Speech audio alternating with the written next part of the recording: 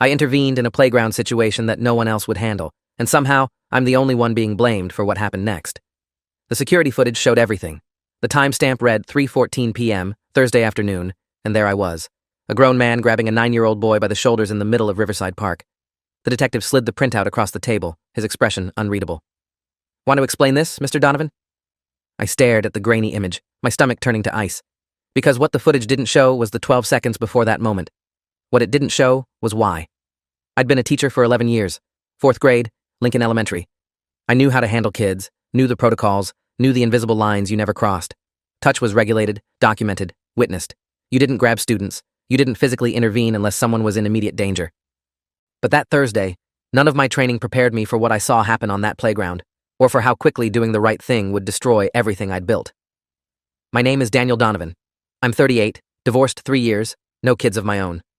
I lived in a modest townhouse in Riverside Heights, drove a 10-year-old Mazda, and spent my weekends coaching Little League and grading papers. Boring, maybe. Safe, definitely. I liked my life that way after the chaos of my marriage ending. Teaching gave me purpose. The kids gave me hope. I was good at my job. Parent-teacher conferences were always positive. My classroom management was solid, and I'd won Teacher of the Year twice. I thought that would matter. I thought my record would speak for itself when everything fell apart. I was wrong about a lot of things. It started 3 weeks before the incident. I was supervising afternoon recess when I noticed Caleb Morrison. No, wait. Caleb Brennan. A quiet kid, small for his age, always wore the same faded blue jacket, even when it was too warm. He was sitting alone near the fence line while the other kids played kickball. Nothing unusual. Caleb was always alone. But what caught my attention was the woman watching him through the chain-link fence. Mid-30s, blonde hair pulled back, wearing expensive athleisure that didn't match the neighborhood. She stood there for maybe 5 minutes, phone to her ear, eyes locked on Caleb. When she noticed me watching her, she walked away quickly. Probably just a parent, I told myself, but something felt off. The way she'd been staring, the intensity of it. I made a mental note and kept watching Caleb more closely over the next few days. He seemed fine, withdrawn, sure, but not distressed. I'd seen him interact briefly with his father during pickup, a tired-looking man in construction gear who always seemed in a hurry. Nothing raised red flags. I let it go. First mistake. First. The woman came back the following Wednesday. This time she didn't bother with the phone pretense. She just stood there, gripping the fence, watching Caleb play foursquare with some other kids. I walked over casually, clipboard in hand like I was doing a routine perimeter check. "Can I help you with something?" I called out. She startled, her knuckles white on the metal links. "Just watching," she said, her voice shaky. "My nephew goes here." She pointed vaguely toward the building and hurried off before I could ask which nephew.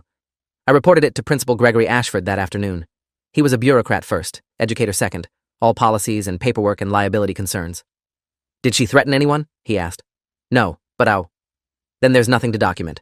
Probably a concerned relative. Let me know if she comes back." She came back the next day, and the day after that. Always during afternoon recess. Always watching Caleb. On Friday, I approached Caleb directly. "Hey buddy, do you know that lady who's been standing by the fence?" He looked up at me with those big, anxious eyes and shook his head. "Never seen her before, Mr. Donovan." The fear in his voice was real. I reported it again. Ashford sighed like I was wasting his time. "I'll have the office call the police for extra patrols. That's all we can do without a specific threat." He made the call while I was standing there, put on his concerned administrator voice, got transferred twice, left a message that was never returned. The patrols never materialized. The woman kept coming back. I started documenting everything myself. Photos through my classroom window, timestamps, descriptions. I felt paranoid, like I was overreacting. Maybe she was harmless. Maybe I was seeing danger where there wasn't any. But my gut wouldn't let it go, and 11 years of teaching had taught me to trust that instinct. Kids didn't lie with their body language, and Caleb's body language screamed that something was very, very wrong. He'd started flinching when anyone approached from behind. His homework, usually meticulous, became sloppy and incomplete. During indoor recess, I found him crying in the bathroom. "Just tired," he said when I asked what was wrong. I didn't push. I should have pushed. The incident happened on a Thursday. Beautiful October afternoon, leaves turning gold and red, perfect weather for outdoor play. I was supervising with Janet Kowalski, the second-grade teacher who usually partnered with me for recess duty. We were chatting about the upcoming parent-teacher conferences when I saw the woman again. But this time, she wasn't alone. There was a man with her, tall and broad-shouldered, wearing a black jacket despite the warmth. They were both at the fence, and the man was gesturing urgently. My attention snapped to Caleb, who was playing tetherball near the far side of the playground. He hadn't seen them yet. Then everything happened in seconds. The man started climbing the fence, not hesitating, not looking around, just grabbed the links and started hauling himself up with practiced efficiency. Janet saw it at the same time I did. "Oh my God," she breathed. I was already moving, breaking into a sprint across the playground. Kids scattered out of my way, startled by the urgency. The man dropped over the fence and landed heavily on the playground side. He was 40 feet from Caleb. 30. I was screaming now, "Hey, stop! Security!" Like we had security, like anyone was coming to help. The man ignored me, his eyes locked on Caleb, who'd finally noticed the commotion and frozen in place. 20 feet. 15. I could see Caleb's expression shift from confusion to recognition to pure terror. He started backing up, stumbling over his own feet. The woman was screaming something from the other side of the fence, but I couldn't make out the words over the pounding of my own heartbeat. 10 feet. I wasn't going to make it. The man was too close, moving too fast. But then Caleb turned and ran, and the man lunged after him. That's when I stopped thinking like a teacher and started thinking like a human being who was watching a child about to be snatched in broad daylight. I caught up to them near the swing set. The man had grabbed Caleb's jacket, was trying to pull him back. Caleb was kicking and screaming, his voice high and desperate. I didn't hesitate. I grabbed the man by the shoulders and yanked him backward with every ounce of strength I had. He lost his grip on Caleb, spun around, and his fist caught me square in the jaw. Stars exploded across my vision. I tasted blood. But I stayed on my feet and put myself between him and the kid. "Get away from him!" The man was breathing hard, his eyes wild with something that looked like desperation. "You don't understand," he started to say. "I understand you just climbed a fence and attacked a student," I shot back. My hands were shaking from adrenaline, but I kept them up, ready.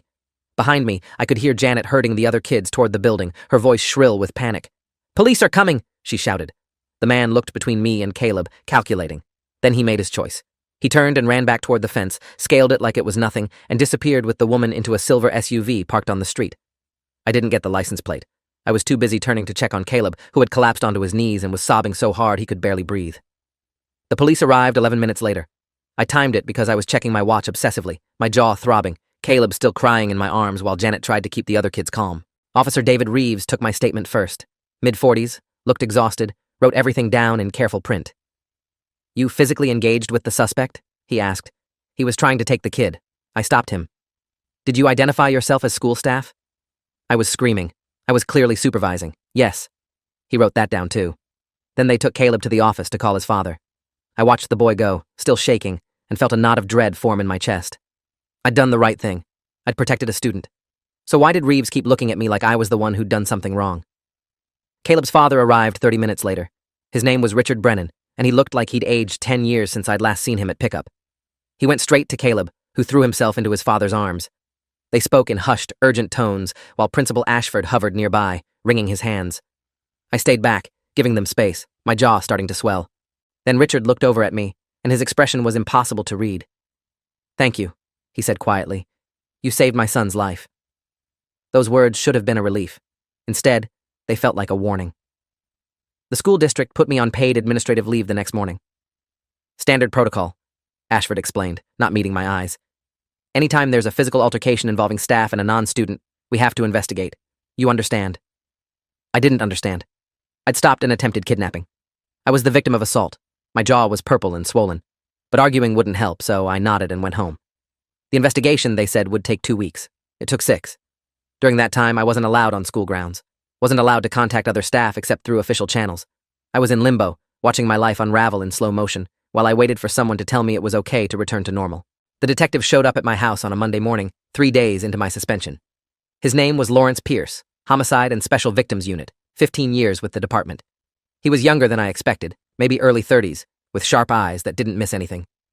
"Mr. Donovan, I need to ask you some questions about Thursday's incident." He showed me his badge. I let him in because refusing would look guilty, and I had nothing to hide. That's what I thought, anyway. We sat in my kitchen, and he pulled out a folder thick with papers. "Walk me through what happened. Don't leave anything out."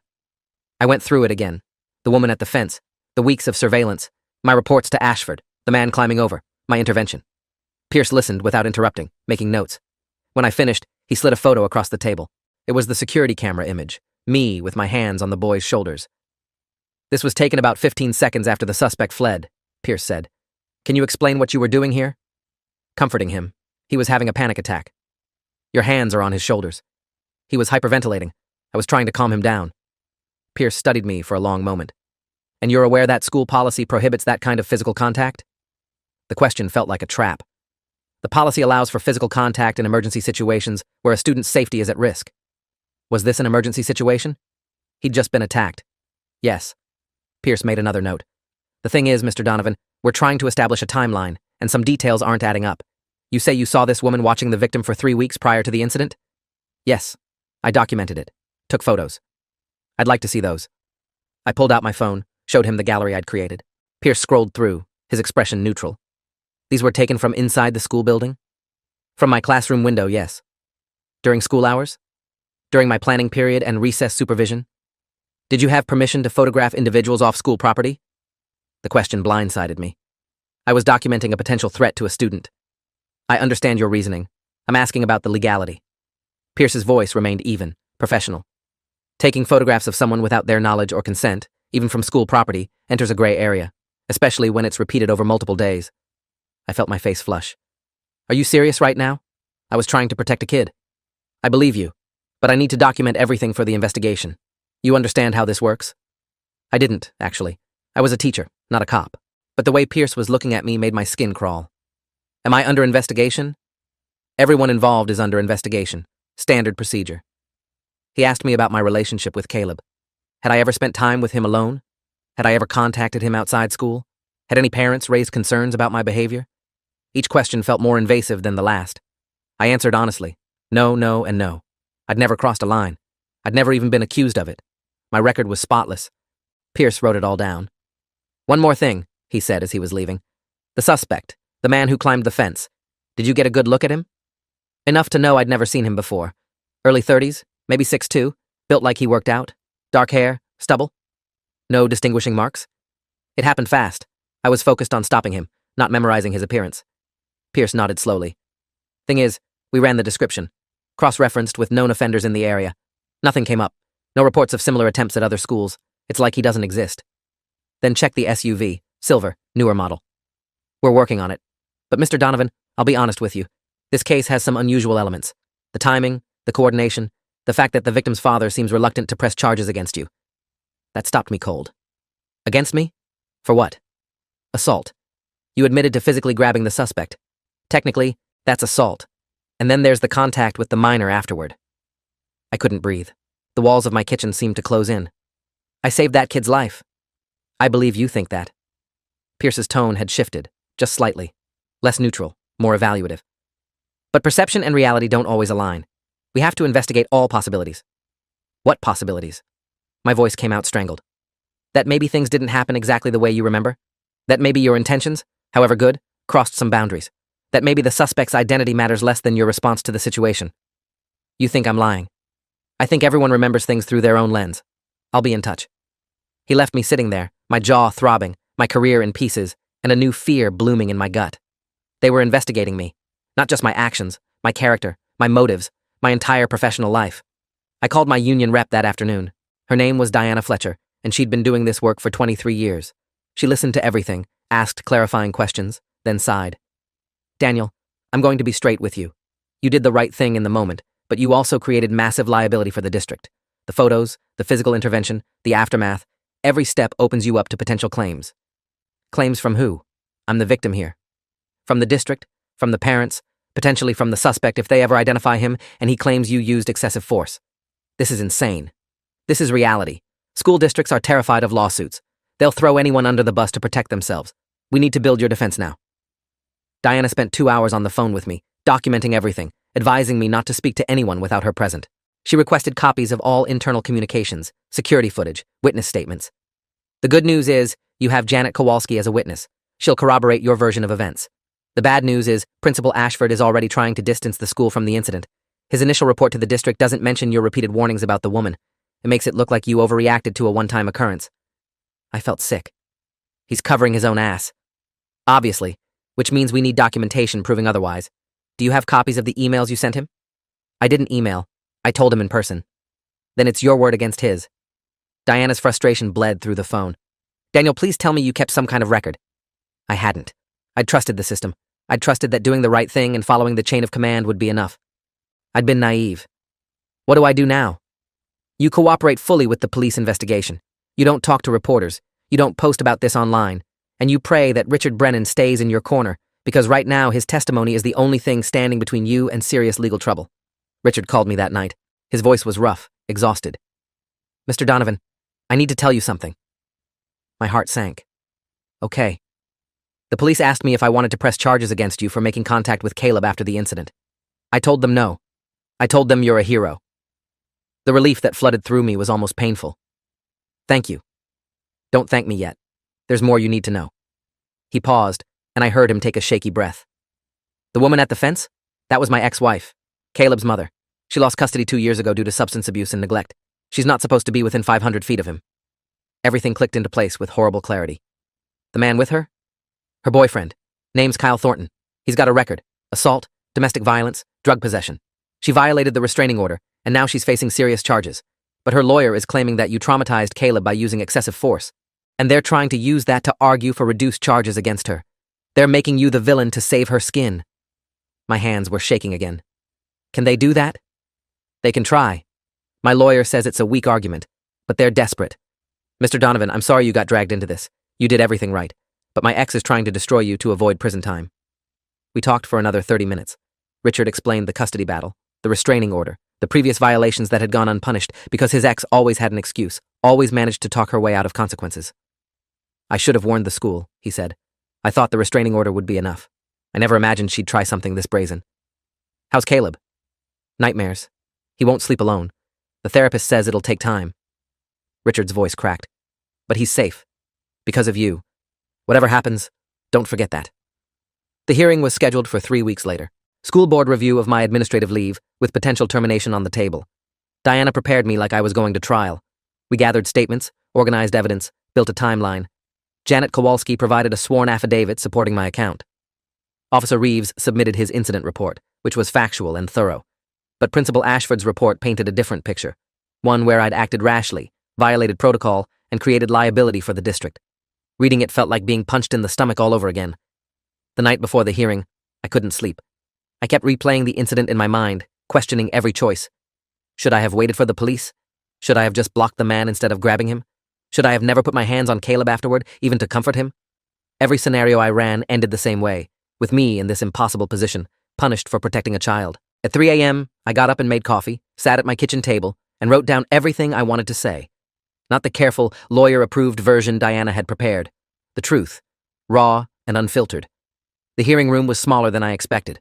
Long conference table, uncomfortable chairs, fluorescent lights that made everyone look slightly ill. The board members sat on one side, 5 people I'd never met, all looking stern and uncomfortable. Principal Ashford sat at the far end, avoiding eye contact. Diana sat beside me, her briefcase full of evidence. Remember, she whispered, stick to the facts. Don't get emotional. Don't engage with attacks on your character. I nodded, but I could already feel my composure slipping. This was my life, my career, my reputation. How could I not be emotional? The board chair, a woman named Margaret Livingston with silver hair and reading glasses on a chain, called the hearing to order. We're here to review the administrative leave of Daniel Donovan and determine whether his actions on the afternoon of October 19th constitute grounds for disciplinary action up to and including termination. Mr. Donovan, you have a right to representation and a right to present evidence on your behalf. Do you understand? I do. My voice sounded steady. Small mercy. Principal Ashford, please present the district's findings. Ashford cleared his throat and opened his folder. For 20 minutes, he detailed every policy I'd allegedly violated. Inappropriate physical contact with a student, failure to properly escalate security concerns, engaging with a non-student in a physical altercation, taking unauthorized photographs. Each charge felt like a nail in my coffin, especially the way Ashford presented them, clinically, without context, making me sound reckless at best and predatory at worst. When he finished, Margaret turned to me. Mr. Donovan, you'll have an opportunity to respond. But first, are there any questions from the board? One of the members, a man named Thomas Greenfield, who looked like he'd rather be anywhere else, raised his hand. Principal Ashford, in your report, you mentioned that Mr. Donovan made verbal complaints about suspicious activity at the school. Can you elaborate on how those complaints were handled? Ashford shifted uncomfortably. Mr. Donovan mentioned seeing an individual near the fence on several occasions. I advised him to document any specific threats and informed local police of the concern. But no formal report was filed? We receive many concerns from staff. Not all rise to the level of formal documentation. Even when they're repeated multiple times over 3 weeks? Diana interjected smoothly. Ashford's face reddened. I used my professional judgment. Another board member, a younger woman named Lisa Chen, different name, Lisa Vaughn. She leaned forward, her expression skeptical.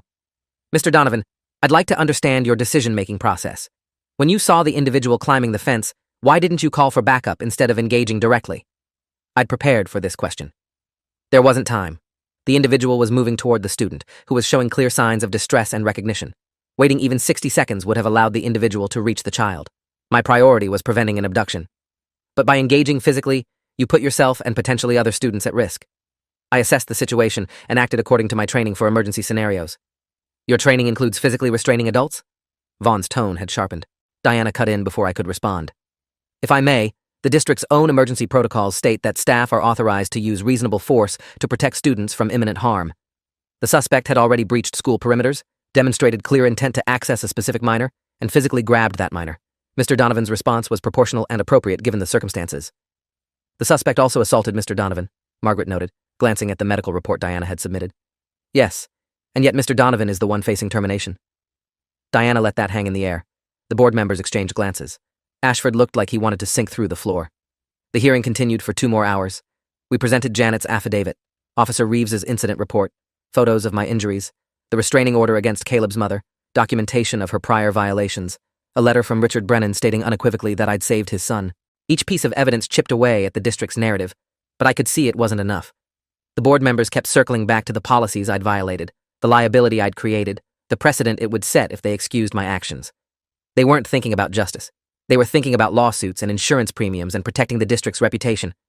Finally, Margaret called for a recess. We'll deliberate and reconvene in 30 minutes with our decision. Diana and I waited in the hallway. She tried to be encouraging, but I could see the doubt in her eyes. Even if they reinstate you, this will follow you. Parents will question having you in the classroom. Other schools will see the black mark. You need to prepare for that reality. I nodded numbly. I'd already been preparing.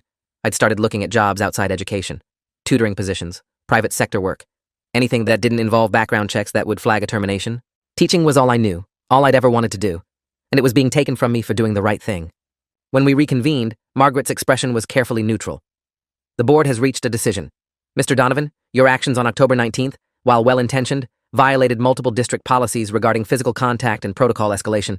However, given the extraordinary circumstances, the verified threat to a student, the lack of adequate security response, and the clear documentation of your repeated attempts to address the situation through proper channels, we find that termination is not warranted. Relief and dread warred in my chest. You will be issued a formal reprimand, which will remain in your personnel file. You will complete additional training on emergency protocols and appropriate physical boundaries. You will be reassigned from Lincoln Elementary to a position to be determined, and you will remain on probationary status for the next academic year. Reassigned. The word echoed in my mind. Not fired, but not vindicated either. Punished with a transfer, branded with a reprimand, marked as someone who couldn't be trusted in their original position. What about the investigation into Principal Ashford's handling of my reports? Diana asked. Margaret hesitated. That will be reviewed separately. Which meant it wouldn't be reviewed at all. Ashford would get a quiet warning, maybe some additional training, and continue failing to protect students. The system protected itself, as always. I stood up, thanked the board mechanically, and walked out. I should have felt grateful. I still had a job, but all I felt was hollow. The media found out 2 days later. Local news ran a story. Teacher disciplined after playground altercation. They didn't mention the attempted kidnapping. They didn't mention the restraining order or my injuries or the weeks of warnings I'd given.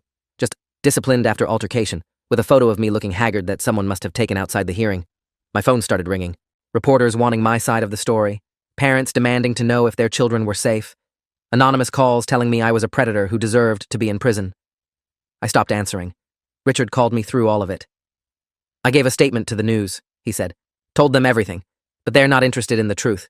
They want controversy. I appreciate you trying. It's not enough. My lawyer thinks we should sue the district for negligence. They ignored your warnings, created the situation that put Caleb at risk, and now they're punishing you to cover their tracks. We have a solid case. I thought about it. Thought about dragging this out for months or years, reliving the trauma, making myself unemployable. I just want to move on. I understand, but if you change your mind, the offer stands. The reassignment came through in November. Middle school mathematics, a subject I wasn't certified to teach but could manage with additional coursework. Different district, 40-minute commute, starting after winter break. The principal there, a woman named Vanessa Wright with 28 years in education, interviewed me personally. I've read your file, she said. All of it, not just the district's sanitized version. You did the right thing in an impossible situation, and you got punished for it. That tells me you're exactly the kind of teacher I want in my building. Someone who puts kids first, even when it costs them. Her words cracked something open inside me. I hadn't cried through any of this. Not during the investigation, not during the hearing, not during the media circus. But sitting in Vanessa's office, being seen and believed, I felt tears burn behind my eyes. Thank you, I managed. Don't thank me yet. Middle school is brutal, and you're coming in mid-year. The kids will test you. The parents will judge you. And somewhere in the back of their minds, they'll all have questions about why you were reassigned. You'll have to prove yourself all over again. I know. But you're not alone. My staff knows your story. They'll have your back. And if anyone gives you trouble for doing the right thing, they'll answer to me. Vanessa smiled, fierce and protective. Welcome to Jefferson Middle School, Mr. Donovan. I started on January 8th. The first day was exactly as brutal as Vanessa had warned. The students smelled blood in the water. A new teacher mid-year meant vulnerability. They talked over me, ignored assignments, tested every boundary. I held firm, used every classroom management trick I'd learned in 11 years. By the end of the first week, I'd sent 3 kids to the office, called a dozen parents, and stayed up until midnight every night planning lessons for subjects I barely remembered from college. It was exhausting. It was humiliating. It was necessary. By February, something shifted. The students started to realize I wasn't going anywhere, that I held high standards but was fair, that I actually cared about whether they learned. A few of the more perceptive ones asked why I'd transferred mid-year. I gave them the sanitized version. I had a situation at my previous school where I had to make a hard choice. I'd make the same choice again. One girl, a sharp-eyed 8th grader named Mira, studied me for a long moment. You helped somebody, didn't you? And got in trouble for it. Something like that. She nodded slowly. That's messed up. But it's cool you didn't back down. Word spread. The teacher who got punished for doing the right thing. It gave me a certain credibility with the kids, proof that I practiced what I preached about integrity and courage. The legal fallout finally resolved in March. Caleb's mother pleaded guilty to violating the restraining order, attempted abduction, and child endangerment. She got 3 years in prison, which felt simultaneously like too much and not nearly enough. Kyle Thornton, her boyfriend, took a plea deal for reduced charges in exchange for testifying against her. He got 18 months. Neither of them showed remorse. At the sentencing hearing, which I attended as a witness, Caleb's mother stood up and pointed at me. That man traumatized my son, she screamed. He's the one who should be in jail. The judge gavelled her down. Ms. Brennan, you violated a court order and put your child in danger. Mr. Donovan protected him. Your sentence stands. Detective Pierce caught me outside the courthouse. I owe you an apology, he said. My investigation focused too much on you and not enough on the real perpetrators. I should have trusted your instincts from the start. You were doing your job. I was protecting my ass. There's a difference. Pierce looked older than he had during our first interview, more tired. For what it's worth, your actions that day prevented something that happens too often. A non-custodial parent successfully abducting a child. Statistically, those cases rarely end well. You saved that kid's life, regardless of what the school board says. I ran into Caleb and his father at a park in May. It was a Saturday, warm and sunny, and I was there alone reading a book. Caleb saw me first. He froze, and for a horrible moment I thought he'd run. But then he walked over slowly, Richard trailing behind. Hi, Mr. Donovan. Hi, Caleb. How are you? Better. I'm in therapy. Dad says I'm doing really good.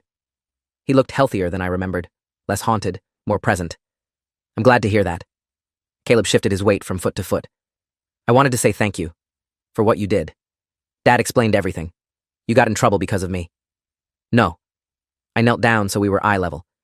I got in trouble because adults make stupid decisions sometimes. You didn't do anything wrong. You were a brave kid who survived something scary, and I'm proud of you for getting help and doing the work to heal. Caleb nodded seriously. Then, before I could react, he hugged me. Quick and fierce. You're a good teacher, he whispered. He pulled back and ran off toward the playground. Richard extended his hand. He's been asking to see you. His therapist said it might help with closure. I'm glad I could help. You did more than help. You gave us our lives back. Richard's voice was thick with emotion. I know the district screwed you over. I know it's not fair. But you should know. You made a difference. The kind that matters. Jefferson Middle School asked me to stay on permanently. Vanessa Wright made the offer in June, end-of-year review. You've earned it.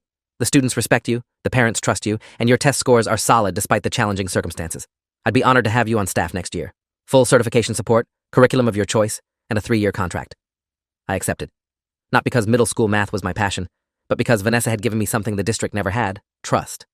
A chance to prove myself. A community that valued doing the right thing over covering ass. I still think about that Thursday afternoon sometimes. About the split-second decision that cost me my classroom, my reputation, and 2 years of my life. About whether I'd make the same choice knowing what I know now. The answer is yes. Because teaching isn't just about curriculum and test scores. It's about showing kids that adults can be trusted to protect them, even when it's hard. Even when it costs us. That lesson is worth more than any job security or clean personnel file. On the last day of school, Mira, the 8th grader who'd figured me out back in February, handed me a card. Inside, in her careful handwriting, Thank you for teaching us that integrity isn't about what's easy. It's about what's right. You're the kind of teacher we need more of. Signed by 32 students and 11 parents. I kept that card on my desk. On the hard days, when the bureaucracy felt suffocating or the memories too heavy, I read it and remembered why I became a teacher in the first place. Not to follow protocols or protect institutions, to protect kids, no matter what it costs. If you enjoyed this, you'll definitely want to see the next ones too. So subscribe now and let me know your take in the comments.